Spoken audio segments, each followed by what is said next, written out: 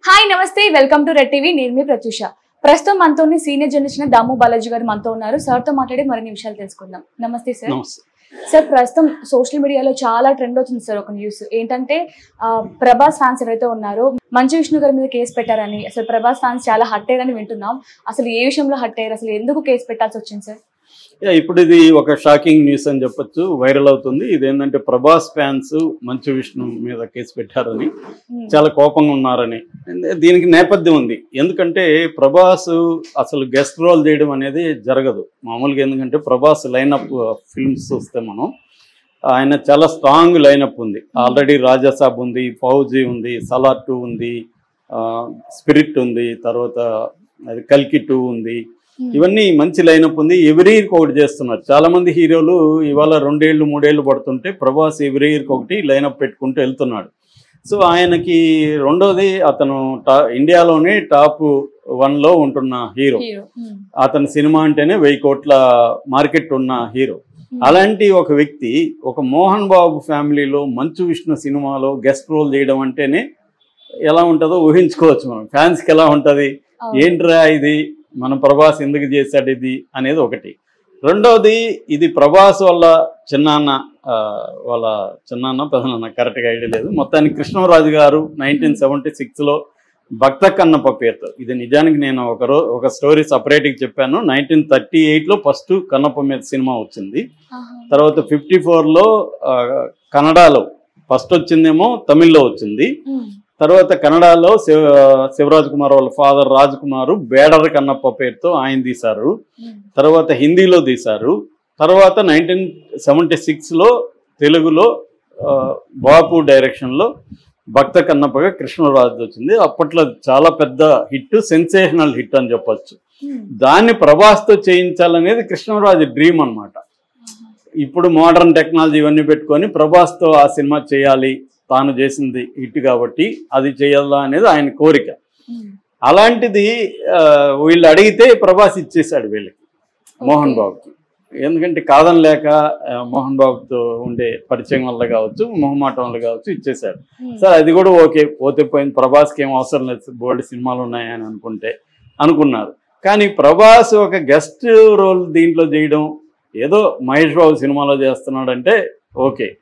Vishnu cinema, విష్ణుకే టికానా లేదు, అట్లాంటిది మనం ఎందుకు చేయాలి, మనోడు ఎందుకు చేయాలి అనేది వాళ్ళ కోపం ఆల్రెడీ ఉంది.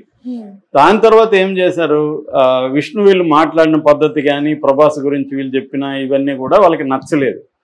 అంటే ప్రాపర్గా లేదు అన్న ఫీలు చాలా మందికి వచ్చింది. తర్వాత ఏం చేశారు, విష్ణు ఏం చేశాడు, 40 మినిట్స్ ప్రభాస్ ఉన్నాడని చెప్పారు. అప్పటికి అమ్మయ్య 40 మినిట్స్ ఉంటే బాగానే ఉంటారులే అని అనుకున్నారు. తర్వాత బిల్డప్ ఇచ్చారు, క్యారెక్టర్ భలే ఉంటుంది అది ఇది అని చెప్పారు. తర్వాత ట్రైలర్లో కూడా ప్రభాస్ని ఎక్కువసేపు చూపించారు.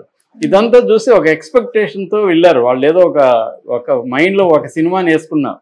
మామూలుగా ప్రతి ప్రేక్షకులు ఒక సినిమా మైండ్లో ఉండి చూస్తారు. ఎందుకంటే ముందుగా ప్రిపరేషన్ ఉంటుంది కదా, పోస్టర్ల దగ్గర నుంచి వీళ్ళు రిలీజ్ చేసే మెటీరియల్ కావచ్చు, టీజర్స్, ట్రైలర్, ఇవన్నీ మన మైండ్లోకి ఒక సినిమా వస్తుంది. మనం అదే ఎవరో అంటారు అనమాట, 1,00,000 మంది 1,00,000 సినిమాలు చూస్తారని. అంటే ఎవరి ఆడియన్ ఒక మైండ్లో ఒక సినిమాతో వెళ్తాడు. ఆ అంచనాలకి కంటే ఎక్కువ బాగుంటే ఇంకా హ్యాపీ. కనీసం ఆ అంచనాలని మీట్ చేస్తే సినిమా సాటిస్ఫై అయ్యి తను డబ్బులు పెట్టిన దానికి, టైం పెట్టిన దానికి సాటిస్ఫై అయ్యి బయటకు వస్తారు ప్రేక్షకులు. ఇది జనరల్గా జరిగే ఇది. ఇక్కడ కూడా వీళ్ళు అలా ప్రిపేర్ చేశారు. 40 నిమిషాలు ఉంటాడు ప్రభాస్, 15 మినిట్స్ ఈయన మోహన్ లాల్ ఉంటాడు, ఇలాగ అంతా చేశారు. చూస్తే ఆడ మోహన్ లాల్కి 2 సీన్లు ఉన్నాయి, ప్రభాస్కి ఏమో 20-25 నిమిషాల కంటే ఎక్కువ లేదు. అది కూడా సెకండ్ హాఫ్లో ఎక్కడ పెట్టారు. అంతవరకు సినిమా అన్నా బాగుందంటే బాగాలేదు. సినిమానంతా భరించి ప్రభాస్ ఎప్పుడో మన అంతా అలసిపోయి వదిలితే వెళ్ళిపోదామా అనుకున్నప్పుడు ప్రభాస్ కోసం ఉండాల్సి వచ్చింది. ప్రభాస్ ఏమో సెకండ్ హాఫ్లో వస్తాడు. సో పోనీ ఆయనకి 40 నిమిషాలు ఇచ్చారా, 40 నిమిషాలు లేవు.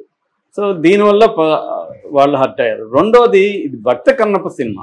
భక్త కన్నప్ప మీద నువ్వు తీయాలి.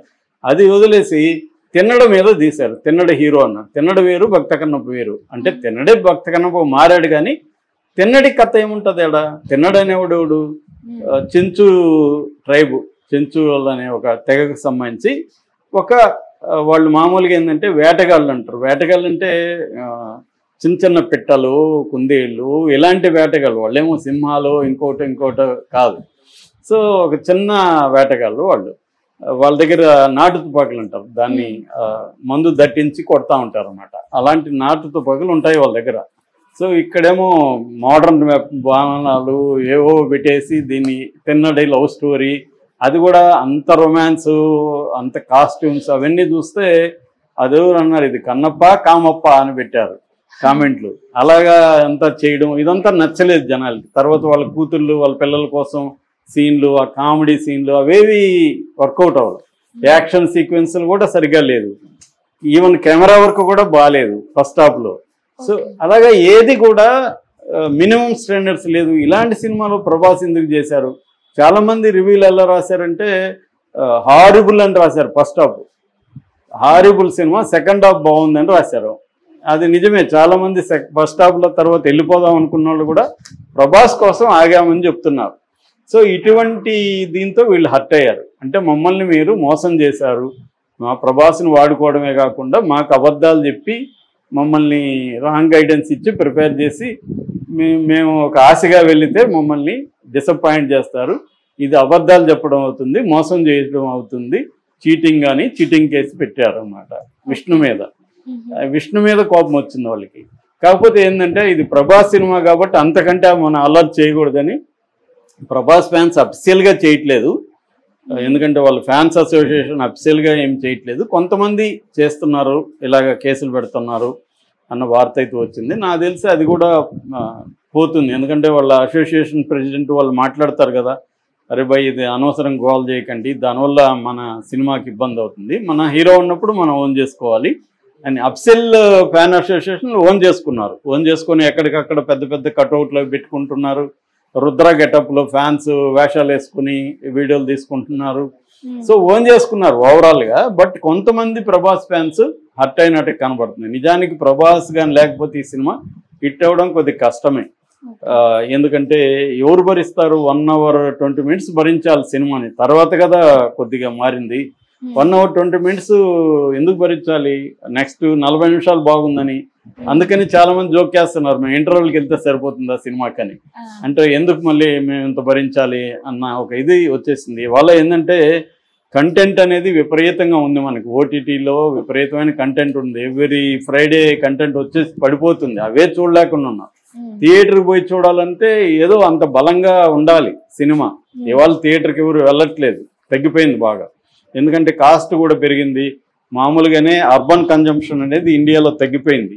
ఎకనామిక్గా చూసుకున్నప్పుడు కూడా ఈ మిడిల్ క్లాస్ అర్బన్ కన్జంప్షన్ బాగా పడిపోయింది. ఆ కంపెనీల మార్కెట్, షేర్ మార్కెట్ కూడా డౌన్ అయిపోయింది బాగా. సో ఈ నేపథ్యంలో ఒక సినిమాకి వెళ్ళి ఒక వ్యక్తికే 1000 రూపాయలు అయిపోతుంది ఒక సినిమాకి. ఫ్యామిలీ పోతే 2-3 వేలు అయిపోతుంది. సో ఎందుకంటే అక్కడ ఒక కాపీ తాగినా 350-400 ఉంది, ఒక పాప్కార్న్ తింటే ఒక 500 ఉంది, ఇలాగా అయిపోతుంది.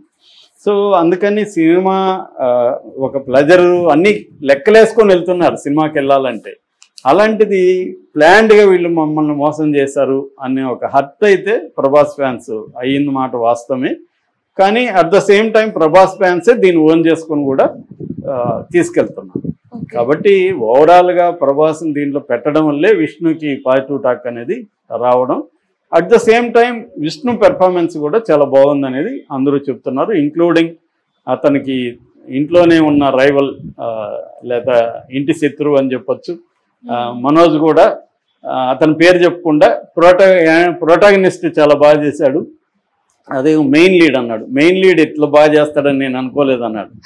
అన్నయ్య విష్ణు అని కూడా అనలేదు అనమాట.